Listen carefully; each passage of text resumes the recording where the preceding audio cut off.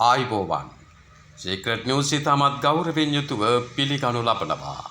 මෙන්න දැන් ලැබුණු විශේෂ පුවතක්. පාර්ලිමේන්තු මන්ත්‍රී චාමර දසනායක මහතා ලබන 8 වෙනිදා දක්වා තවදුරටත් රක්ෂිත බන්ධනාගාරගත කිරීමට නියෝග නිකුත් කරනු ලැබුවා.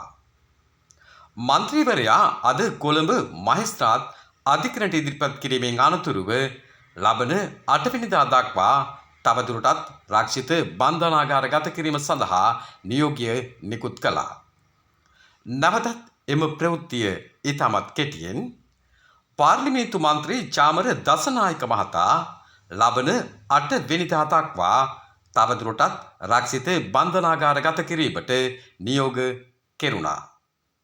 මන්ත්‍රීවරයා අද කොළඹ මහේස්ත්‍රාත් අධිකරණයට ඉදිරිපත් කිරීමෙන් අනතුරුව ලබන 8 වෙනිදා දක්වා තවදුරටත් රක්ෂිත බන්ධනාගාරගත කරන ලෙස නියෝග නිකුත් කළා. සීක්‍රට් නිවුස් සාරඳුණු ඔබට බෙහෙවින් ස්තුතියි. සීක්‍රට් නිවුස් සබ්ස්ක්‍රයිබ් කර අපි හා රැඳී සිටින්න. ඔබ ලබා දෙන සහයෝගය අපි බෙහෙවින් අගය කරනවා.